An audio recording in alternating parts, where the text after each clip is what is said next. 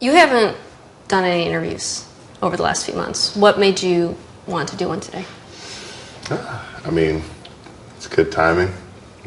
Now I can finally, I'm back in the league, so I feel like it's a good time for me to share not only what I've been doing, but what I'm doing to take a step forward and leave all that behind me. Were you surprised when you were reinstated? Yes and no. I was hoping for it, so I kind of tried thinking, speaking into existence, but you never know at the end of the day, and whatever the decision is, gotta roll with the punches. Let's go back to November 14th. Walk me through what happened. I mean, coming off the edge, there's probably like 10, but there's less than 15 seconds left. I remember that, and I didn't want to be on the field, but since I was already out there, and they were still throwing the ball, decided I was going to go make a play. So he still had the ball. He's winding back to throw. I'm going, to hit him in the strike zone. I'm not trying to do anything illegal. I go to take him down. He says some words as we're going down. What did he say to you? I mean, he called me the N-word. He called me a stupid N-word. I don't say the N-word, whether it's with A, E-R. To me personally, it just shouldn't be said. And whether it's by family, friends, anyone. And I don't want to use it because I don't want to find that appropriate around me for anyone to use. So when he said it, it kind of sparked something, but I still tried to let it go and still walk away. And once he came back, it kind of reignited the situation. I think a lot of people, when they heard this allegation, their reaction was, well, why didn't he say that immediately? I didn't. Because I would have been reaching for justification at the time. Well, he said this, and this is why it happened. I wanted to just take it to the NFL. This is what happened, and this is all of what happened, as well as the physical altercation part of it. The league said they didn't find evidence of a racial slur. What was your reaction to that? Most quarterbacks wear mics in their helmets. He somehow lost his helmet and had to get another one without a mic. There were guys who were mic'd up near me, and near us during that time, who didn't hear anything. And from what I've heard, there have been audio during that game that could have heard something or could not have heard something, but they don't want to say. So something was said. I know something was said. Now, whether the NFL wants to acknowledge it, that's up to them. But I don't want to make it a racial thing, honestly. It's over with for me, and I'm pretty sure it's over with for Mason. So we just want to move past that and keep on playing football. You told Roger Goodell you would like to talk to the Steelers. You said you'd take that opportunity. What would you say to Mason Rudolph? What I say? I mean, I apologize.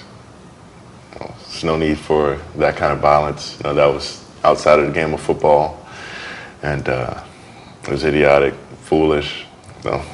It was childish on both parts, but it was childish of me, and I apologize for attempting to injure him, because I would never, in my right mind, ever try to do something like that, and hope he's well.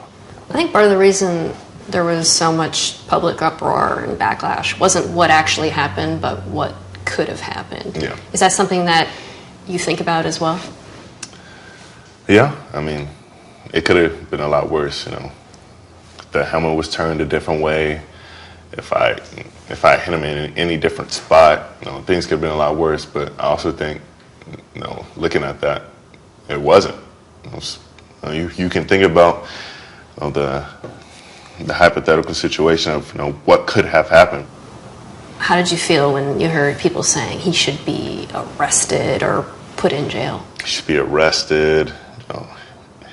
I wish somebody would hit his kids upside the head with a helmet. I don't even have kids. It was like, sheesh. Why would you wish down anybody? I mean, there were so many things that people wished upon me for one mistake that plenty of people make mistakes in their lives, but never get called out for it. But mine was public in front of millions of people, and so it gives people the idea or the the confidence to speak out and say whatever they like over social media. You got an indefinite suspension, which ended up being 6 games. In the past, similar incidents have resulted in shorter punishments. How did you feel about that? Oh, that's hard to answer without getting in trouble, because I know that a lot of people were talking about the suspensions that you get from marijuana use or from domestic violence, all these, specific cases. I can't speak on them. That wasn't my topic to talk on. So I know that what I did was wrong, and I got what I deserved, whatever it was. And maybe there should be a little bit more clarity on what you get for what you do. And I think domestic violence should be a little bit higher than what you do on the football field, because at the end of the day, it's a violent game, even though what I did was a little bit past that. But there are some things that have been looked away from or shied away from, at least with the NFL, on what they give as a punishment for. So that's just my opinion. When you stand back now and just kind of look at all of this in totality, the incident, the aftermath, punishment, now the reinstatement, what do you feel like is the number one thing you've learned from all of this? I'll just walk away from the situation, just allowing yourself to take a second during the situation, allowing yourself to give yourself a moment for a response instead of reaction. Hi everyone, thank you for watching ESPN on YouTube. For more sports, more analysis, download the ESPN app. And for live streaming sports and premium content, subscribe to ESPN Plus. We'll see you there.